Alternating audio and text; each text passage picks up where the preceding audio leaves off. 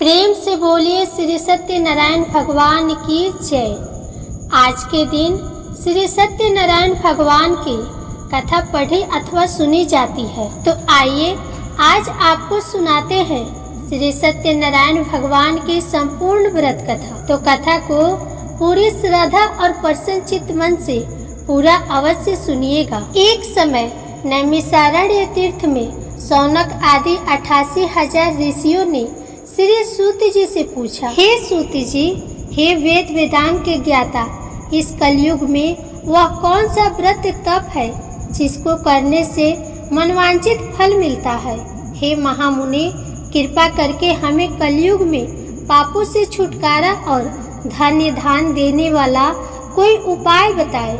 हम सब ऋषि मुनि आपके श्री मुख से वह उपाय सुनना चाहते हैं। श्री सूत जी बोले, हे मुनि श्रेष्ठ, तुम धन्य हो जिसने प्राणियों के हित के लिए ऐसा उत्तम प्रश्न किया है। एक बार ऐसा ही प्रश्न नारद जी ने भगवान कमलापति से किया था, वही मैं आपको सुनाता हूँ। एक बार नारद जी भ्रमण करते करते पृथ्वी लोक में जा पहुँचे। उनका यह भ्रमण तीनों लोकों के प्राणियों के परोपकार की भावना को लेकर था। पृथ्वी लोक में जाकर उन्होंने देखा कि वहाँ लोग तरह तरह के कष्ट भोग रहे हैं। वे बार बार मृत्यु को प्राप्त होते हैं और हर बार विभिन्न योनियों में जन्म लेकर अपने कर्मों का फल भोगते हैं। उन सभी दुखी प्राणियों को देखकर नारद सोचने लगे कि इनका कष्ट किस प्रकार दूर हो, किस प्रकार इन्हें इन दुखों से मुक्ति मिले। यही सब सोचते सोचते वह विष्णु लोक में आ गए। वहाँ 4 भुजा भगवान विष्णु शेष शैया पर विराजे हुए थे। वे शंख चक्र गदा व कमल अपने हाथों में धारण किए हुए थे। उनके गले में वनमाला पड़ी थी। नारद जी ने मुग्ध भाव से उन्हें देखा, फिर बोले, हे श्री हरि, मन और वाणी से परे हे अनंत शक्तिधारी, मैं आपको प्रणाम करता हूँ। हे प्रभु, आपका न आदि है, न मध्य है और न अंत है। आप इससे सर्वथा मुक्त है। हे सर्व आत्मा के आदिकरण, मैं आपको नमस्कार करता हूँ। नारद जी की स्तुति सुनकर भगवान विष्णु ने मुस्कुराकर पूछा, हे नारद, तुम्हारे मन में अवश्य ही कोई ऐसी बात है जिसके कारण तुम यहाँ आए हो। तुम्हारे मन में क्या है, मुझे सब कुछ बताओ। भगवान के ऐसे वचन सुनकर नारद जी ने कहा, प्रभु, मृत्यु लोक के सभी प्राणी अपने पाप कर्मों के कारण बार बार विभिन्न योनियों में जन्म लेकर कष्ट भोग रहे हैं। हे भगवान, यदि आप मुझ पर कृपा रखते हैं तो इन प्राणियों के दुख दूर करने का कोई सुगम एवं छोटा उपाय बताएं। भगवान श्री विष्णु बोले, हे नारद, तुम हमेशा सबका हित चाहते हो। तुम साधु हो, प्राणियों के कल्याण के लिए यह तुमने बड़ा ही उत्तम प्रश्न किया है। मैं तुम्हें बताता हूँ कि किस व्रत को करने से व्यक्ति मोह से छूट जाता है। हे नारद, जो व्रत मैं तुम्हें बताने जा रहा हूँ वह स्वर्ग और मृत्यु लोक दोनों में दुर्लभ है, किंतु तुम्हारे स्नेह के कारण मैं तुम्हें इस व्रत का पूरा विधि विधान बताता हूँ। हे नारद, भगवान सत्यनारायण का विधि पूर्वक व्रत करने से तत्काल ही सुख प्राप्त होता है और अंत में प्राणी मोक्ष का अधिकारी हो जाता है। श्री विष्णु के मुख से ऐसे प्रीति युक्त वचन सुनकर नारद जी ने पूछा, प्रभु, इस व्रत के करने से क्या फल प्राप्त होता है, इसकी विधि और समय क्या है तथा इसे पहले किस किस ने किया है, कृपा कर यह सभी विस्तार पूर्वक बताए। श्री विष्णु भगवान ने कहा, हे नारद, यह व्रत दुख और शोक को दूर करने वाला है। इससे धन्य धान में वृद्धि होती है तथा सौभाग्य व संतान की प्राप्ति होती है। प्राणी को चारों दिशाओं में विजय श्री दिलाने वाले इस व्रत को व्यक्ति किसी भी दिन पूर्ण श्रद्धा व भक्ति से कर सकता है। संयम काल धर्म में पूरी आस्था रखते हुए बंधु बांधवों सहित किसी ब्राह्मण के सहयोग से भगवान श्री सत्यनारायण जी का पूजन करना चाहिए। सवाए प्रसाद बनाना चाहिए।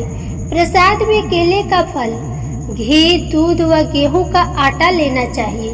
यदि गेहूं का आटा उपलब्ध न हो तो चावल का आटा ले और उसमें शक्कर के स्थान पर गुड़ मिला ले। यह सब मिलाकर सवाए बना नैवेद्य भगवान को अर्पण कर इसके बाद कथा सुनकर प्रसाद ग्रहण करना चाहिए तथा ब्राह्मणों को दक्षिणा देनी चाहिए। बंधु बांधवों सहित ब्राह्मणों को भोजन कराकर स्वयं भी भोजन ग्रहण करना चाहिए। प्रसाद आदि ग्रहण करने के बाद भजन कीर्तन आदि करना चाहिए। फिर भगवान सत्यनारायण का स्मरण करते हुए सभी बंधु बांधव अपने घरों को प्रस्थान करें। इस प्रकार जो भी भगवान श्री सत्यनारायण जी का व्रत पूजन करता है उसकी सभी मनोकामनाएं अवश्य ही पूर्ण होती है। इस कलयुग में दुख एवं दरिद्रता से छुटकारा पाने का सबसे छोटा कोई उपाय नहीं है। इसके प्रसंग में श्री सूत जी बोले, हे मुनीश्वर, पहले इस व्रत को किस किसने किया तुम्हें इस विषय में बताता हूँ, सुनिए। बहुत ही रमणीय स्थल काशीपुरी में एक बड़ा ही निर्धन ब्राह्मण रहता था। वह भूख प्यास से दुखी यहाँ वहाँ भटक भिक्षा मांगकर अपना पेट भरता था। इस ब्राह्मण को दुखी देखकर ब्राह्मणों से प्यार करने वाले भगवान विष्णु बड़े व्यथित हुए। फिर एक दिन वे बूढ़े ब्राह्मण का वेश धारण कर पृथ्वी पर आकर उस ब्राह्मण से बोले, हे विप्रवर, तुम इतने दुखी होकर इस पृथ्वी पर क्यों भटक रहे हो? कृपा कर मुझको अपनी विपदा बताओ। ब्राह्मण बोला, हे बंधु, मैं अत्यंत ही निर्धन और दुखी हूँ। क्या आप इस निर्धनता से मुक्त होने का कोई उपाय जानते हैं? यदि जानते हैं तो कृपा कर मुझको बताएं। मैं वह उपाय अवश्य ही करूँगा ताकि मुझे इस कष्टपूर्ण जीवन से मुक्ति मिले। बूढ़े ब्राह्मण ने कहा, सत्यनारायण स्वरूप भगवान विष्णु सबको मनचाहा फल देने वाले हैं। अतः हे विप्रवर, तुम उन्हीं का उत्तम व्रत व पूजन करो। भगवान सत्यनारायण का व्रत व पूजन करने से मनुष्य के सब दुख दूर हो जाते हैं। हे भगवान, गरीब ब्राह्मण ने कहा, कृपा मुझे इस व्रत का विधि विधान बताएं। आपके अनुसार मैं उत्तम फल प्रदान करने वाले इस व्रत को अवश्य ही करूँगा। बूढ़े ब्राह्मण वेशधारी भगवान विष्णु ने उसे सत्यदेव भगवान के व्रत पूजन का विधान बताया और अंतर्ध्यान हो गए। निर्धन ब्राह्मण ने मन ही मन में संकल्प लिया कि वह बूढ़े ब्राह्मण द्वारा बताया गया व्रत अवश्य करेगा। इन्हीं विचारों के कारण उसे रात भर नींद नहीं आई। दूसरे दिन वह इस संकल्प के साथ भिक्षाटन के लिए निकला कि आज जो कुछ भी भिक्षा में मिलेगा उससे मैं सत्यनारायण जी का व्रत पूजन करूंगा। उस दिन उसे भिक्षा में काफी द्रव्य प्राप्त हुआ। उसी से उस ब्राह्मण ने अपनी बंधु बांधवों सहित श्री सत्यनारायण भगवान का व्रत किया। व्रत के प्रभाव और भगवान सत्यदेव की कृपा से वह संपत्तिवान हो गया। तब से उस ब्राह्मण ने प्रति माह व्रत रखना आरंभ कर दिया और अंत में सब पापों से मुक्त हो मोक्ष को प्राप्त हुआ। हे विप्रो, इस प्रकार पृथ्वी पर जो कोई भी श्रद्धा पूर्वक इस व्रत को करेगा उसके सभी दुख दूर होंगे। श्रीमन नारायण जी ने यही वचन नारद जी से कहे थे। अब आप लोग बताइए कि और क्या जानने की इच्छा है? तब ऋषि गणों ने पूछा, हे सूत जी, अब यह बताए कि आगे चलकर ब्राह्मण के बाद किस किस ने इस व्रत को किया, यह जानने की हमारी प्रबल इच्छा है। सूत जी बोले, उस ब्राह्मण से सुनकर आगे यह व्रत किन किन लोगों ने किया यह भी ध्यान पूर्वक सुनो। वह ब्राह्मण धन्य धान से भरपूर होकर एक बार व्रत कर रहा था कि एक लकड़हारा वहां आया। लकड़ी का बोझ बाहर रखकर वह प्यास बुझाने के उद्देश्य से ब्राह्मण के घर में गया। वहां उसने ब्राह्मण को देखा जो अपने बंधु बांधवों सहित भगवान श्री सत्यनारायण का व्रत और पूजन कर रहा था। वह सब देख लकड़हारे को बड़ी उत्सुकता हुई। उसने ब्राह्मण को प्रणाम करके पूछा, हे प्रभु, हे ब्राह्मण देव, आप यह किसका पूजन कर रहे हैं और इस पूजन का क्या फल मिलता है? कृपा कर विस्तार पूर्वक मुझे बताएं। ब्राह्मण बोला, हे भाई लकड़हारे, यह हम भगवान सत्यनारायण का व्रत और पूजन कर रहे हैं। सत्यदेव भगवान का यह व्रत सभी मनोरथों को सिद्ध करने वाला और शुभ फलदायी है। उन्हीं की कृपा से मेरे घर में यह सब धन्य धान और सुख वैभव है। यह जानकर लकड़हारा बहुत प्रसन्न हुआ। वह प्रसाद ग्रहण करके तथा जल पीकर बाहर आया और अपना गट्ठर उठाकर लकड़ी बेचने के लिए शहर को चल दिया। रास्ते में चलते चलते उसने सोचा कि आज यह लकड़ियों को बेचकर जो भी धन प्राप्त होगा उससे मैं भी भगवान सत्यनारायण का व्रत और पूजन करूंगा। यह संकल्प कर वह उसी बस्ती की ओर चल दिया जहां नगर के अमीर लोग रहते थे। भगवान सत्यनारायण की ऐसी कृपा हुई कि उस दिन उसे लकड़ियों के दुगुने दाम प्राप्त हुए। लकड़हारे ने प्रसन्न होकर पके केले, शक्कर, घी, दूध और गेहूं का आटा सवाया बनवाकर खरीद लिया और अपने घर की ओर चल पड़ा। लकड़हारे ने अपने भाई बंधुओं सहित विधि पूर्वक भगवान का पूजन व्रत किया। व्रत के प्रभाव से वह पुत्रवान और धनवान बन गया। फिर इस लोक में चिरकाल तक सुख भोग कर अंत में भगवान सत्यनारायण की कृपा से उनके लोक में चला गया। सूत जी बोले, हे मुनियों, अब मैं इससे आगे की कथा सुनाता हूँ, ध्यान पूर्वक सुनो। पूर्व काल में उल्का मुख नाम का एक बुद्धिमान राजा था। वह बड़ा ही जितेंद्र एवं सत्यवादी था। वह नित्य प्रति मंदिरों आदि में जाकर ब्राह्मणों को दान दक्षिणा देकर प्रसन्न रखता था। उसकी रानी बड़ी पतिव्रता और सुमुखी थी। एक बार वे राजा रानी भद्रशिला नदी के तट पर भगवान सत्यनारायण का व्रत कर रहे थे। उसी समय साधु नामक एक वैश्य धन्य धान से भरी अपनी नौका लेकर वहां पहुंचा। साधु वैश्य ने नाव को किनारे पर लगाकर व्रत पूजन में व्यस्त राजा रानी को देखा। फिर उनके निकट जाकर विनय पूर्वक राजा से बोला, हे राजन, आप इतने भक्ति से यह किस देवता का पूजन कर रहे हैं?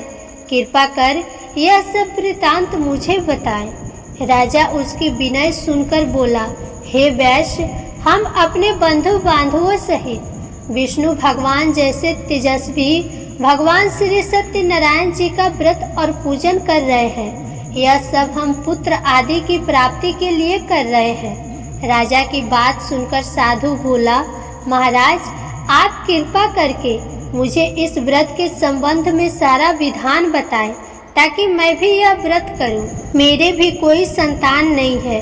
क्या इस व्रत के प्रभाव से मेरे संतान हो जाएगी? अवश्य होगी वैश्य। भगवान सत्यदेव किसी को भी निराश नहीं करते। यह कहकर राजा ने उसे व्रत से संबंधित पूरा विधि विधान बता दिया। सब कुछ जान लेने के बाद वैश्य खुशी खुशी अपने घर चल दिया। घर पहुंचकर उसने अपनी पत्नी लीलावती को सब कुछ बताया। फिर बोला, यदि हमारे घर संतान हुई तो हम भी सत्यनारायण भगवान का व्रत करेंगे। उसकी पत्नी यह सुनकर बहुत प्रसन्न हुई।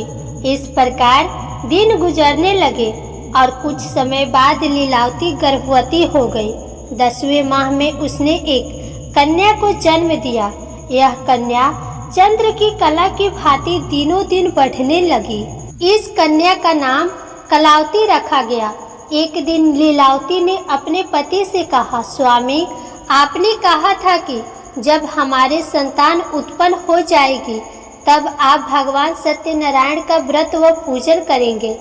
अब आप अपने संकल्प के अनुसार यह कार्य क्यों नहीं करते?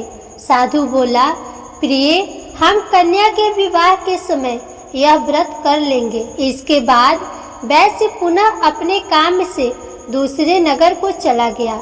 इधर कन्या भगवान सत्यनारायण की कृपा से तेजी से बढ़ रही थी।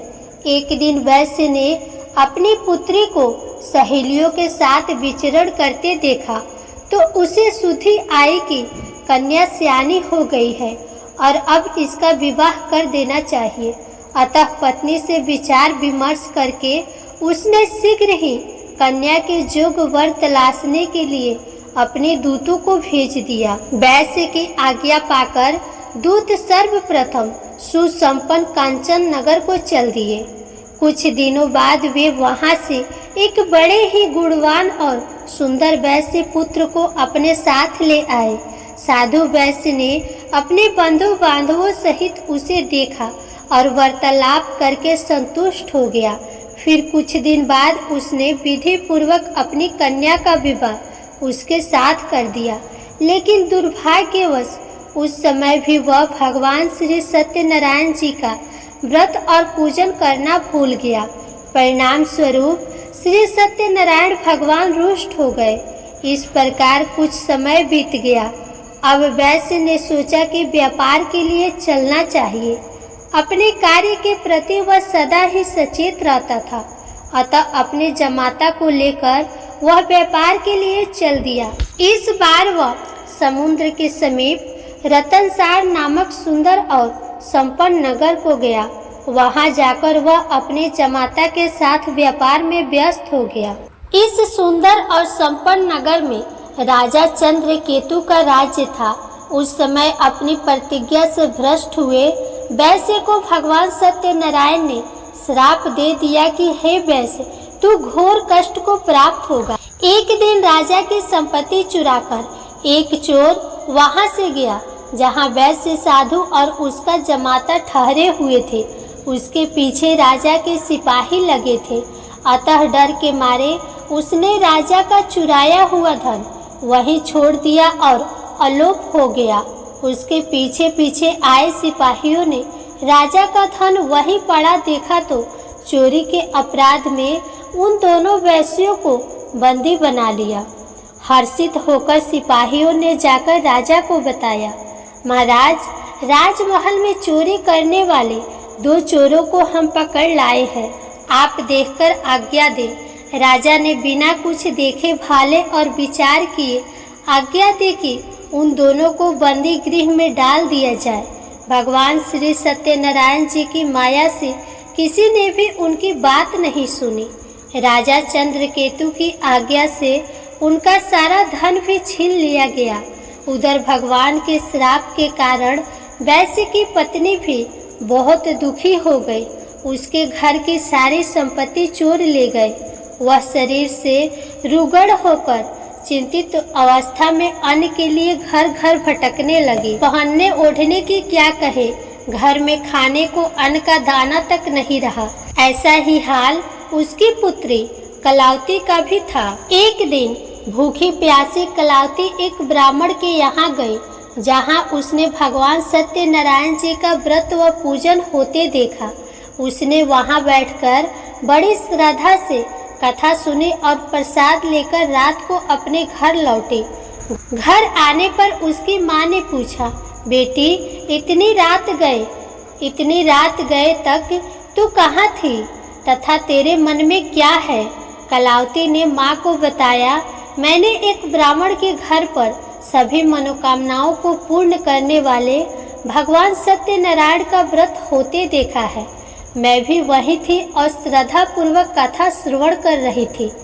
कन्या की बात सुनकर वैश्य की पत्नी को तत्काल स्मरण हो आया कि उसके पति ने व्रत करने का संकल्प लिया था, किंतु आज तक व्रत नहीं किया। उसने सोचा कि संभव है, इसीलिए हम पर यह कष्ट आ गए हों। यह सोचकर उसने तत्काल निर्णय लिया कि अपनी पुत्री के साथ वह भी इस व्रत को करेगी। दूसरे ही दिन लीलावती ने अपने बंधु बांधवों के साथ व्रत किया और भगवान सत्यदेव से प्रार्थना की कि उसके पति व जमाता शीघ्र लौट आए और प्रभु सत्यनारायण उनके अपराध को क्षमा करे। लीलावती द्वारा किए गए व्रत और उसकी प्रार्थना को सुनकर भगवान सत्यदेव प्रसन्न हो गए। उसी रात उन्होंने स्वप्न में राजा चंद्रकेतु को दर्शन देकर आज्ञा दी कि हे राजा, सवेरा होते ही उन दोनों वैश्यों को मुक्त कर दे तथा उनका छीना हुआ धन भी लौटा दे। यदि ऐसा नहीं करेगा तो मैं धन और पुत्रों सहित तेरे राज्य का नाश कर दूंगा। इतना कहकर भगवान अंतर ध्यान हो गए। सुबह राजा की आंखें खुली तो उसने सभी सभासदों को अपने स्वप्न के विषय में बताया। फिर आदेश दिया कि चोरी के अपराध में बंदी उन वैश्यों को तत्काल छोड़ दिया जाए और हमारे समक्ष लाया जाए। सिपाही आदर सहित उन दोनों को राजा के समक्ष ले आए। दोनों ने नम्रता से राजा को नमस्कार किया। वे डर रहे थे कि राजा न जाने अब क्या आज्ञा दे दे, लेकिन उन्हें देखकर बड़े ही आदर भाव से राजा ने कहा, भगवान ने आपको कष्ट दिया है, किंतु अब डरने की कोई बात नहीं है। यह कहकर राजा ने बेड़ियां कटवाकर उनकी हाजामत वगैरह बनवाई और गहनों वस्त्रों से उन्हें अलंकृत कर उनकी प्रशंसा की। उनका जो धन छीना था उससे दुगुना उन्हें देकर विदा किया। दोनों ने राजा को प्रणाम किया तथा धन लेकर खुशी खुशी अपने घर को चल दिए। सूत जी बोले, इस प्रकार साधु नामक वैश्य मंगल स्मरण करके और ब्राह्मणों को दक्षिणा आदि देकर अपने घर चल दिया। अभी वह कुछ ही दूर चला था कि भगवान सत्यनारायण ने साधु वैश्य को मनोवृत्ति जानने के उद्देश्य से दंडी का वेश धारण कर उससे पूछा, हे वैश्य, तेरी नाव में क्या है? धन के मद में चूर वैश्य ने कहा, हे दंडी स्वामी, क्या तुम्हें मुद्रा चाहिए? मेरी नाव में तो बेल पत्र भरे हैं।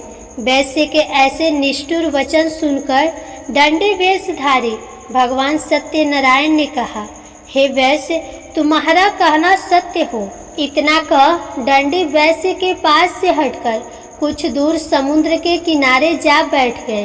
दंडी के जाने के बाद साधु ने महसूस किया कि नाव काफी हल्की हो गई है और कुछ फूली हुई लग रही है। वह बहुत चकित हुआ और कपड़ा हटाकर देखा। धन के स्थान पर बेलपत्र देखकर उसे मूर्छा आ गई। उसके जमाता ने उसे संभाला और जल आदि छिड़क कर होश में लाया। होश में आने पर वह अपने धन के लिए विलाप करने लगा। तब उसके दामाद ने कहा, इस प्रकार शोक क्यों करते हैं? यह उस दंडी स्वामी का श्राप है। वह दंडी सर्वसमर्थ है, इसमें संशय नहीं। उनकी शरण में चलिए, वहां जाने पर ही मनवांचित फल मिलेगा। दामाद का कहना मानकर वैश्य दंडी स्वामी की शरण में गया और प्रणाम कर आदर पूर्वक बोला, हे प्रभु, मैंने जो कुछ भी आपसे कहा था उसके लिए मुझे क्षमा कर दे। ऐसा कहते समय वह महाशोक में व्याकुल हो उठा। वैश्य को रोते देखकर दंडी स्वामी ने कहा, रोओ मत। सुनो साधु, तुम मेरी पूजा से विमुख हुए हो। हे कुबुद्धि, इसलिए मेरी आज्ञा से ही तू बार बार दुख भोग रहा है। अब वैश्य को सारी बात समझ में आ गई। वह विनती करते हुए बोला, हे प्रभु, आपकी माया को तो ब्रह्मा आदि भी नहीं समझ सके, फिर मैं भला आपकी लीला को कैसे समझ सकता हूँ? ब्रह्मा आदि भी आपके अद्भुत रूप व गुणों को नहीं जानते। मैं माया से भ्रमित मूढ़ बुद्धि आपको कैसे पहचान सकता हूँ? मैं अपनी सामर्थ्य अनुसार आपकी पूजा करूँगा।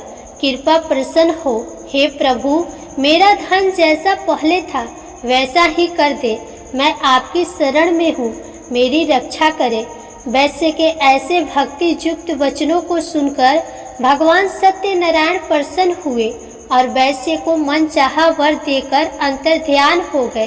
तब वैश्य अपनी नाव पर आया तो उसने उसे धन से भरा पाया।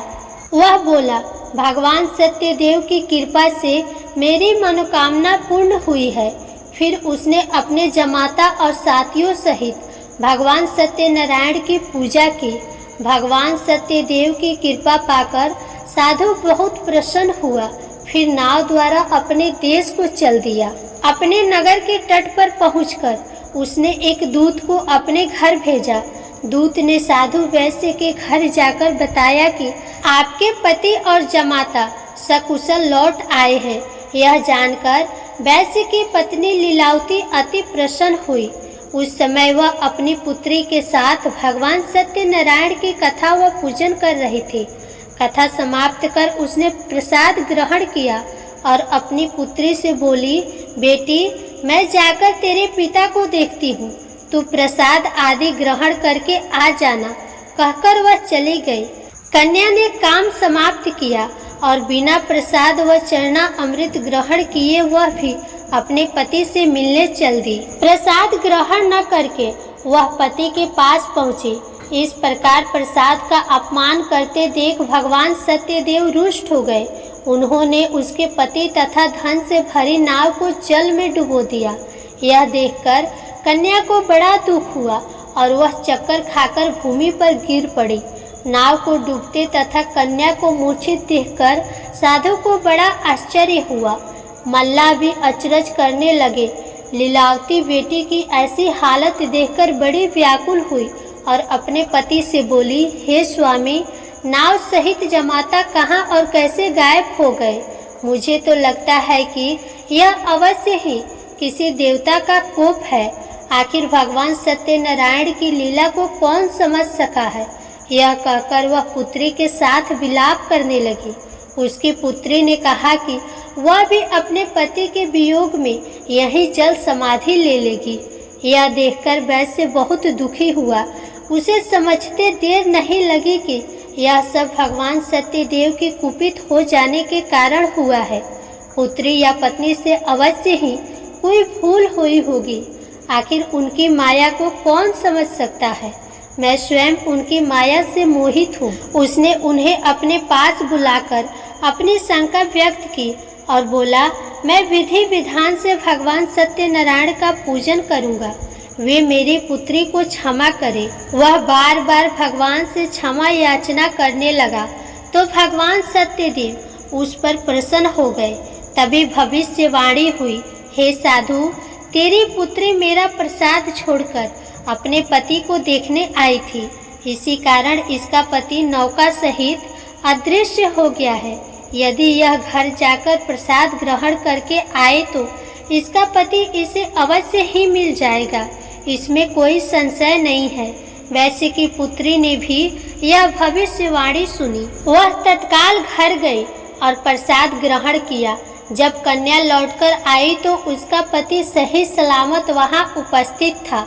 यह देखकर वह बहुत प्रसन्न हुई और पिता से बोली, हे पिताजी, अब घर को चलिए, अब क्या देर है। हे बेटी, हमें भगवान सत्यदेव का पूजन करना है। कहकर साधु ने सबके साथ मिलकर भगवान सत्यनारायण की कथा व पूजन किया। फिर अपने बंधु बांधवों और जमाता सहित घर गया। उस दिन के बाद से वह प्रत्येक पूर्णिमा व संक्रांति को भगवान सत्यनारायण का पूजन करते हुए अनेक सुख भोगता हुआ अंत में भगवान सत्यनारायण के वैकुंठ लोक को चला गया, जो देवताओं के लिए भी दुर्लभ है तथा जहाँ सत्य, रज, तम तीनों गुण अप्रभावी रहते हैं। सूत जी ने कहा, हे मुनिगणों, सुनो, अब मैं तुम्हें इससे आगे की कथा सुनाता हूँ। तुंगध्वज नामक एक राजा था जो अपनी प्रजा का संतान की भांति पालन करता था, किंतु भगवान सत्यनारायण का प्रसाद न लेने से उसे भी बहुत दुख उठाने पड़े थे। एक दिन राजा शिकार खेलने के लिए वन में गया, जहां उसने बहुत से जीवों का शिकार किया। वहीं एक वट वृक्ष के नीचे उसने कुछ ग्वालों को भगवान सत्यनारायण का पूजन करते देखा, किंतु गर्व के कारण न तो वह पूजन स्थल तक गया और न ही भगवान को प्रणाम किया। फिर भी गोप ग्वाले प्रसाद लेकर राजा के पास गए। प्रसाद राजा के समीप रखकर वे पूजन स्थल को लौट गए। राजा ने प्रसाद की ओर देखा भी नहीं, जिसके कारण उसे बड़ा ही दुख भोगना पड़ा। उसके 100 पुत्र, धान्य व राज्य सभी कुछ नष्ट हो गए। अतः राजा वहीं पहुंचा जहां भगवान सत्यदेव का पूजन हो रहा था। वहां जाकर राजा ने ग्वाल वालों के संग भगवान सत्यनारायण का पूजन किया और क्षमा याचना की। इससे भगवान सत्यनारायण प्रसन्न हो गए। उनकी कृपा से उसे पुत्र आदि सब कुछ पुनः प्राप्त हो गया। फिर इस जीवन में सुख भोग कर अंत में वह सत्यनारायण भगवान के लोक को चला गया। इस परम दुर्लभ सत्यनारायण व्रत को जो भी धारण करता है और इसकी फलदायी कथा को भक्ति पूर्वक सुनता है, उसे श्री सत्यनारायण की कृपा से भरपूर धन धान आदि प्राप्त होते हैं, दरिद्र धन पाते हैं, बंदी बंधुओं से मुक्त हो जाते हैं, भयग्रस्त का भय मिट जाता है। यह निस्संदेह सत्य है। इस कथा व व्रत के प्रभाव से व्यक्ति जीवन भर सुख भोग कर अंत में सत्य लोक को पाता है। हे विप्रो, यह मैंने सत्यनारायण व्रत की कथा कही। इसके प्रभाव से व्यक्ति सब बंधनों से मुक्त हो जाता है। यह व्रत पूजन कलयुग में विशेष फलदायी है। भगवान सत्यनारायण अलग अलग समय में अलग अलग रूप धारण करके अपने भक्तों को सुख पहुंचाते हैं। कोई उन्हें काल कहता है, कोई ईश्वर, कोई सत्यदेव तो कोई सत्यनारायण। अनेक रूप धरकर वे भी मनचाहा फल देने वाले हैं। कलयुग में सत्य व्रत रूपी सनातन सत्यनारायण ही होंगे। सभी को मनचाहा फल देने के लिए भगवान विष्णु ने सत्यनारायण का रूप धर लिया है। हे मुनिगण, जो इस कथा का नित्य पाठ करेंगे अथवा सुनेंगे, श्री सत्यनारायण की कृपा से उनके समस्त पाप नष्ट हो जाएंगे। सूत जी बोले, हे मुनीश्वरों, जिन्होंने सत्यनारायण का व्रत पहले किया था, उनके अगले जन्म की कथा सुनाता हूँ। सुनो। महान बुद्धिमान शतानंद ब्राह्मण सुदामा हुआ और श्री कृष्ण की आराधना कर मोक्ष को प्राप्त हुआ।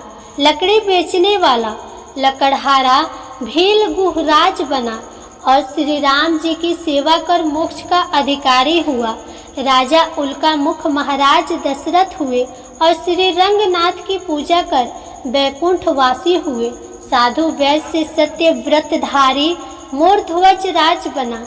वह आधा शरीर आरे से चीरकर दान देने के कारण मोक्ष को प्राप्त हुआ। राजा तुंगध्वज स्वयंभू मनु हुए। वे सभी को वैष्णव पथ पर लाकर भगवत बना वैकुंठ को गए। प्रेम से बोले श्री सत्यनारायण भगवान की जय। जय श्री हरि विष्णु।